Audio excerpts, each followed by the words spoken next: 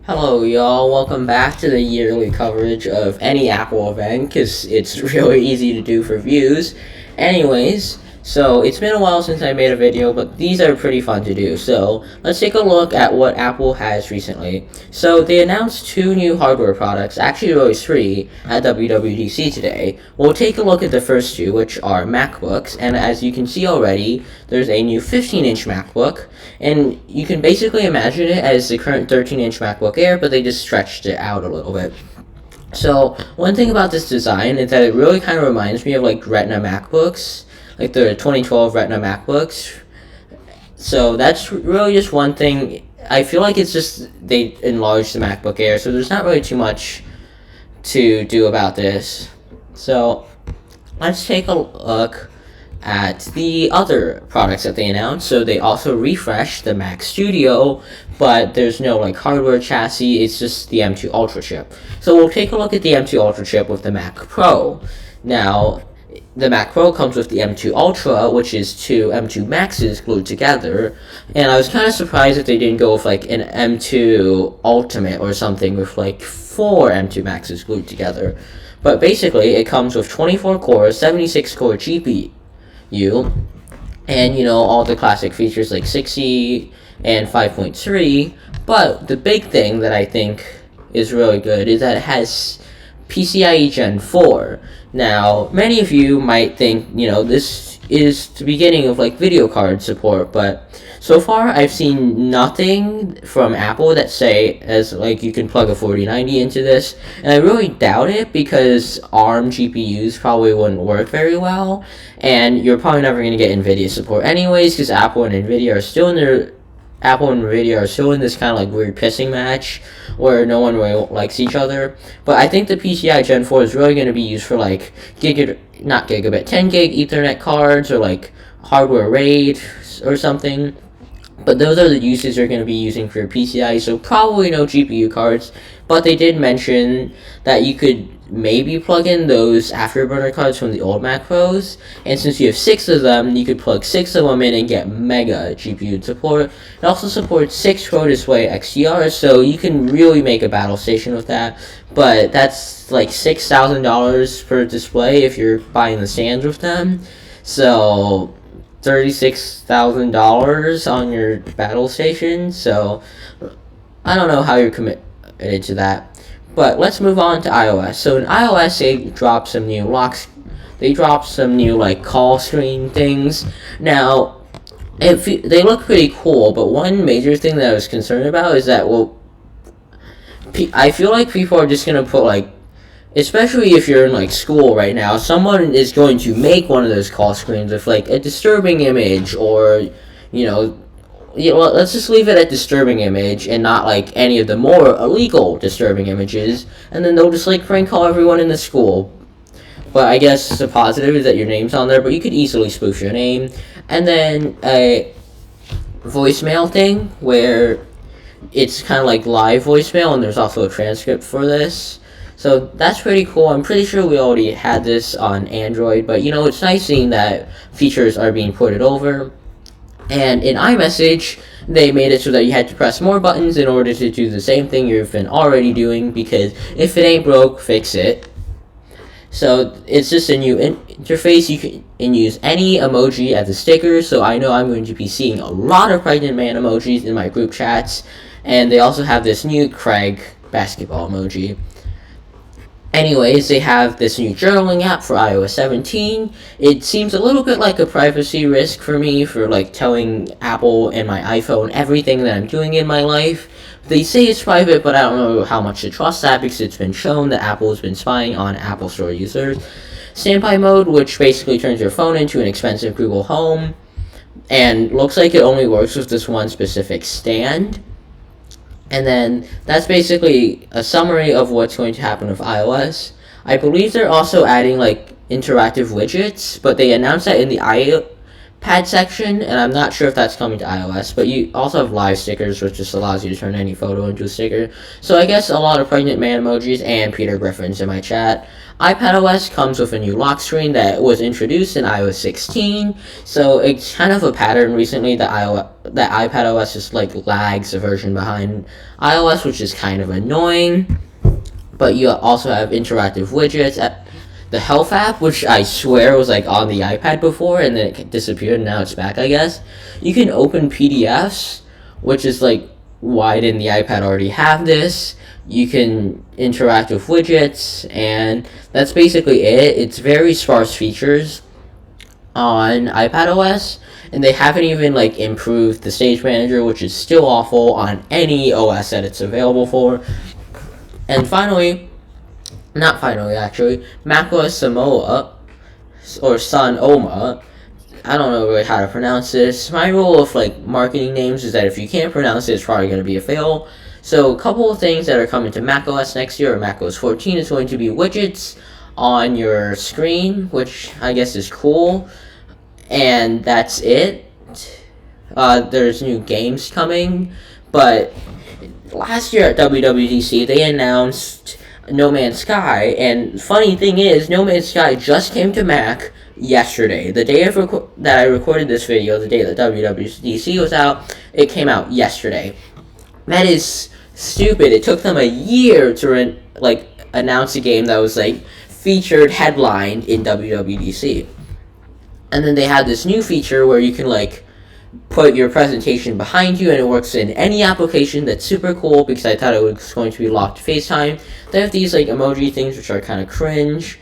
And then here's the summary. You also have web apps in dock, but that's only for Safari. The presenter overlay, predictive text, which I feel like most power users would just turn off immediately. And yeah. Anyways, but before I continue, I'd like to remind you that if you're going to buy a new Mac, like the 15-inch MacBook Air, or any MacBook in general, just remember to buy AppleCare on it, because these things are incredibly fragile, and I just need people to be mad, because my current 14-inch MacBook Pro, the $1,600 machine screen, got cracked by a piece of dust. Anyways, rant over, let's take a look at the boring part, where this Craig Federighi, why did I say that? Craig Federighi, not Craig Federighi. Anyways, he used to meme it a little bit, nothing really important in audio and home. I didn't remember anything about audio and home. I guess there's like a new control center in tvOS, but that's not really important. And then they have these like new audio features and whatever, no one really cares. Continuity camera, so you can FaceTime on your television, but my problem with that is that it's Bluetooth and there's often a delay, and they show it like it works really well, but it never does. There's always a lot of compression artifacts, so I don't think that's going to work really well. Next, let's move on to WatchOS. There's some new watch faces, and they tweaked WatchOS a little bit.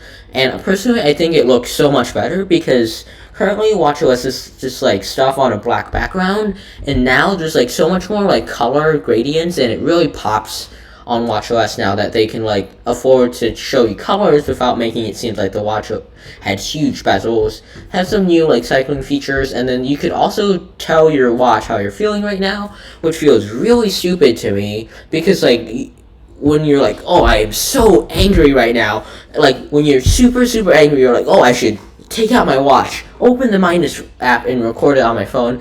Something about that just doesn't feel right. They added a feature with iPads and iPhones where it can detect that you're holding it too close and tell you to put it further.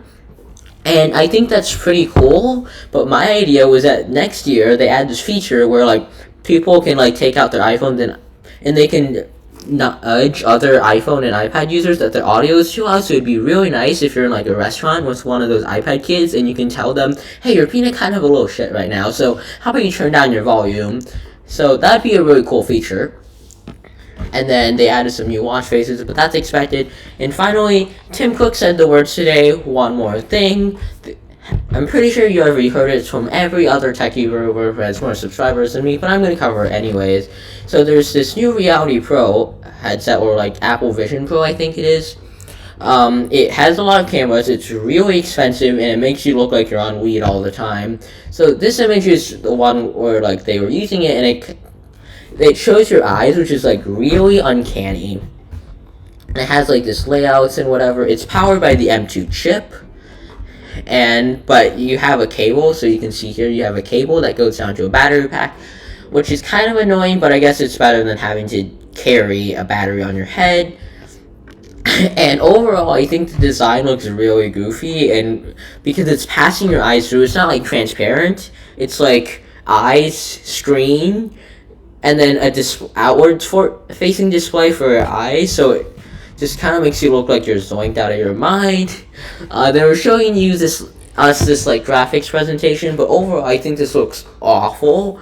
So a couple of things I noticed: the textures on the T-Rex's feet are like really blurry. His feet is clipping into his leg. There are like no shadows here. The textures on the ground are really blurry. This rock is just like dark for no reason. I have no clue where the lighting is coming from. So overall, this rendering is god awful. And then they have this thing where like you could have special apps that do things in like AR, VR. But overall, this one, the football presentation they showed me, this is going to be really distracting because, as you know, eye doctors have found out, your eyes, peripheral visions, they're incredibly sensitive. So, you know, when there's all these like confetti stuff going around on your eyes, you don't really know what to focus on. So I kind of call this a TikTok kid special. And then they brought out like Disney's whatever to talk about. I don't really care. There's 2 chips in it, the M2 and the R1. The R1 handles vision processing, so it takes care of all of these cameras out here. And the M2 is, you know, the compute cores for this, so it's handling like CPU, GPU, and it's actually rendering to the displays. And speaking of displays, there are 2 4K displays, I believe. So they're going to be incredibly sharp, and I don't think you're going to be seeing any screen door effect. And then they also added FaceTime to it, but there's no camera for it because, you know, unless you want people to look at your nose all the time, there's not really a good place to mount a camera.